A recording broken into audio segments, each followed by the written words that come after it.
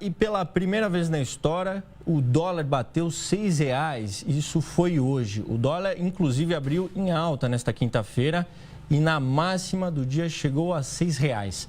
Já Ibovespa, principal índice da B3, a Bolsa Brasileira, está operando em baixa. Isso depois do anúncio do pacote de corte de gastos do governo federal, que inclusive você acompanhou aqui na Record News. Ontem, inclusive, a moeda americana bateu recorde ao encerrar o dia em R$ 5,91. E para a gente entender melhor os impactos desse corte de gastos anunciado pelo governo federal, quem vai chegar aqui no Hora News é o economista Roberto Troster, ele que acompanha tudo, sabe tudo de economia. Roberto, já queria começar a conversar com o senhor a respeito desse aumento, desse recorte do dólar. O mercado não recebeu muito bem o anúncio do governo. É isso mesmo? Boa tarde para o senhor. Boa tarde, é isso mesmo, né? O anúncio não foi bem recebido. Não é uma questão mercado ou não mercado, é uma questão de sustentabilidade da dívida pública. O anúncio de cortes de gastos demorou muito em chegar, foi tímido e ambíguo. Quer dizer, anunciou alguns cortes, mas também algumas isenções. Não faz sentido isso, quer dizer, eu acho que o ministro Haddad tem feito um bom governo até agora, mas foi muito mal assessorado com esse pacote. Primeiro, quando você faz um corte, você não faz um corte em aumento de gasto, quer dizer, está sinalizando, estou cortando porque eu estou aumentando outras despesas. Você aumenta despesas no momento que você tem caixa sobrando. No momento que você tem caixa faltando, você anuncia isso, não faz sentido.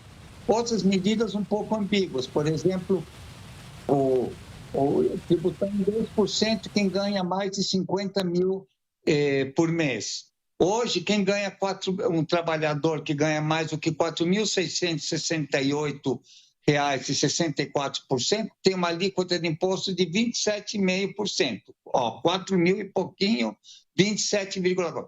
Quem ganha mais de 50 mil vai pagar 10%, faz sentido? Quer dizer, você deveria ter, como um todo, hoje seria uma oportunidade de você pôr imposto de renda para todo mundo, mesma renda, mesma tributação. É uma questão de justiça. Não foi feito. Hoje mesmo, no dia que está anunciando o pacote, essa semana, foi anunciado a célula de crédito e desenvolvimento, que o BNDES e outros bancos de desenvolvimento vão emitir, que vai pagar zero de imposto de renda.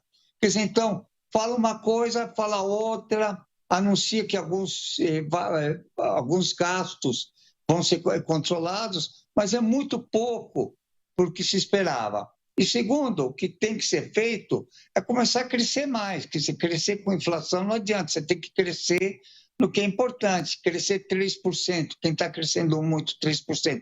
Então, o setor agro, a exportação de petróleo, algumas coisas assim, mas começar a crescer. Micro e pequenas empresas pagam imposto de renda. Falam que vão reduzir as emendas parlamentares para 60 bi. É muito, sabe? 60 bi divide por 200 milhões de habitantes, quer dizer, cada habitante do Brasil paga R$300 só para as emendas parlamentares. Realmente. E, Roberto, eu queria que o senhor explicasse essa relação direta da nossa economia com o dólar, né? Assim, quando o dólar dispara, normalmente a nossa bolsa cai. Por que isso acontece? Normalmente, por que isso acontece? Você tem saída de dólar, as pessoas que vendem...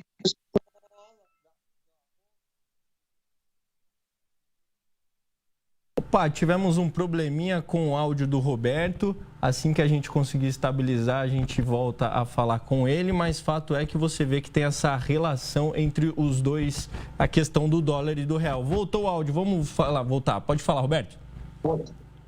Então, o que acontece? Primeiro, o mercado do dólar é disfuncional, quer dizer, você não tem um mercado eficiente que estabiliza a economia. Em vez de você ter um câmbio flexível, que é muito bom para se ajustar à produtividade das pessoas, das empresas, você tem um câmbio volátil, né? A estrutura do mercado de câmbio tinha que ser revista. Mas, nesse caso, a pergunta específica, o que acontece? As pessoas têm ativos em bolsa, vende a bolsa, como a quantidade de vendedores aumenta, a bolsa cai e compram dólares para sair do Brasil. São investidores estrangeiros, então isso põe o dólar para cima. Isso também, esses movimentos são exacerbados com posições futuras. As pessoas acham que vai aumentar o dólar, começam a tomar posições nesse sentido, e isso exacerba a cotação. E, Roberto, com o dólar em R$6, qual que é o impacto para a nossa economia? Já é um impacto imediato ou leva um certo tempo? Olha, por exemplo, para quem está devendo dinheiro, quem fez um ACC, um adiantamento de contrato de câmbio, quem fez um crédito em dólares é na veia. Só esse ano a taxa de câmbio aumentou 20%. Quer dizer, com uma inflação de 4% a 4,5% e um dólar de 20%, a dívida aumenta, dispara. Para quem importa insumos do exterior, hoje a economia é cada vez mais aberta, então você importa e exporta. E quando você importa com os preços lá em cima, é um desastre. Segundo, o problema, mais do que o problema do dólar está 6, está 5, está 4, é a volatilidade. Gera uma incerteza muito grande. Então, as pessoas não querem investir porque não sabem para onde que vai o dólar. Então, é dramático isso. A função do Banco Central é de estabilizar a moeda, não de deixar ela oscilar conforme o vento, como folhas ao vento. E não é feito isso. Você tem uma política cambial errática. O Banco Central às vezes intervém, às vezes não intervém, ninguém sabe quando ele intervém. Então, faltaria, assim, uma política cambial como outros países fazem, uma faixa de flutuação. Então, hoje o câmbio fecha a 6, amanhã o Banco Central compra a 6,01 e vende a 5,99. Isso estabiliza, faz com que as oscilações sejam mais suaves. Você deixa o câmbio flutuante, mas você dá mais previsibilidade à moeda, estabilidade, que é a função do Banco Central.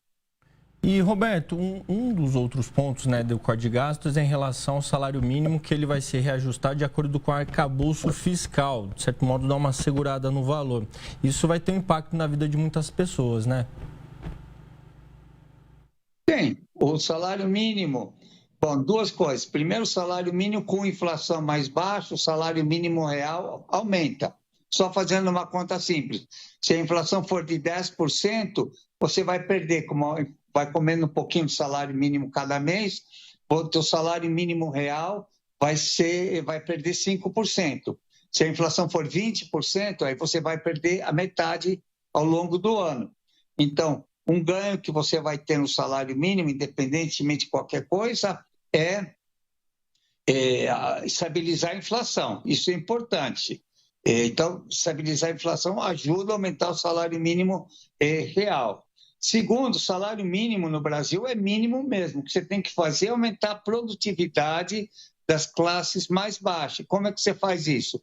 Com educação, inclusão de micro e pequenas empresas, melhorar a estrutura tributária. Então, esse tipo de coisas que ajudam e fazer a economia crescer mais. Hoje, o Brasil gasta mais em juros do que investimentos do setor público, do que educação e de saúde somados. Né? Não temos que parar de ser um país que gasta tanto em juros e, para isso, a gente tem que crescer. E como faria, né? Qual seria um caminho nesse sentido, professor? Incentivar mercado exterior, né? Troca de negócios ou interno? Como que seria isso? Eu acho que é uma combinação de coisas, né? Quer dizer, não existe assim uma bala de prata fazendo isso, dá tudo certo. A primeira coisa, mais importante, é foco, foco na política econômica. Algo que os chineses estão fazendo muito bem, eles têm os planos quinquenais, eles acabaram com a miséria, né? Foco, por exemplo, que a Suécia, Dinamarca e Finlândia fazem. Eles têm renda per capita das maiores do mundo e distribuição de renda entre as melhores do mundo. Então, é focar. É educação, é saúde, segurança, infraestrutura, é burocracia, são regras estáveis, é um judiciário eficiente. Então, é uma combinação de fatores. Resume isso, é foco. O que a gente faz? O que a China fez para crescer? O que a Finlândia fez para crescer? O que a Índia está fazendo para crescer? É isso que a gente tem que fazer. E enfrentar, quer dizer, o mundo está se transformando. A gente, o ano que vem, deve ter um choque com a eleição do Trump, mais protecionismo, esse tipo de coisa. A gente precisa mais agilidade na política econômica para poder crescer mais. Certeza. E, professor, o senhor acha que essa tendência de aumento do dólar e queda da nossa Ibovespa continue nos próximos dias? Eu espero que não. Você deve ter um pouco de reversão à média, mas, quer dizer, deve cair, a bolsa subir um pouco. Geralmente os mercados reagem um pouquinho mais. Mas acho que o Brasil pode mais. Eu acho que tem espaço para algumas mudanças de rota. Eu acho que o momento político é bom, não tem eleição o ano que vem. Então, você poderia fazer um ajuste de rota mais brusco e o Brasil crescer mais e a Bolsa refletir isso e o dólar baixar. E muito se diz sobre o arcabouço fiscal, né? Que esses cortes seriam justamente para manter o arcabouço fiscal, as contas em dia. Como que o mercado vê toda essa questão, professor? Eu acho que mais do que o mercado é como o Brasil vê, não é o mercado. O mercado são brasileiros que ficam analisando, como nós dois estamos analisando, só que eles compram e vendem de acordo com a análise que eles fazem. Eu acho que o Brasil tem potencial, o Brasil vai estar aqui o ano que vem, o outro e outro, mas só que poderia estar um pouco melhor do que está, e pode estar um pouco melhor do que está sendo planejado. Eu acho que tem espaço para mudança. Se o governo fizer alguns ajustes de rota, eu acho que nós vamos estar melhor do que nós estamos. Se não fizer esses ajustes e continuar mais o mesmo, vai ser mais o mesmo. Mas, com certeza, a Bolsa tem potencial para subir. A Bolsa, corrigida assim pela inflação de 15 anos atrás, estaria quase em 200 mil pontos, está em 126 mil. O dólar fundamental estaria em R$5, né, 5,10, e está em 6. Então, tem espaço para correções, mas para isso são necessárias mudanças. E, Roberto, o próprio ministro disse, né, que o objetivo é o déficit zero. Isso é possível? Como chegar nessa questão das contas ficarem em dia ali, né? Isso é possível. Olha, o governo argentino do Milei cortou 7% do PIB, 7%. Né? Dá para cortar, mas precisa ter coragem para usar tesoura. Precisa cortar tudo que é supérfluo. Olha algumas das medidas como são absurdas. Vamos acabar com salários acima do teto constitucional. Pô, a Constituição diz que não pode ter nada acima, e tem. Quer dizer, tem uma série de absurdos que a gente tem que corrigir. Todas as vinculações foram feitas em 88, quer dizer, faz 36 anos atrás.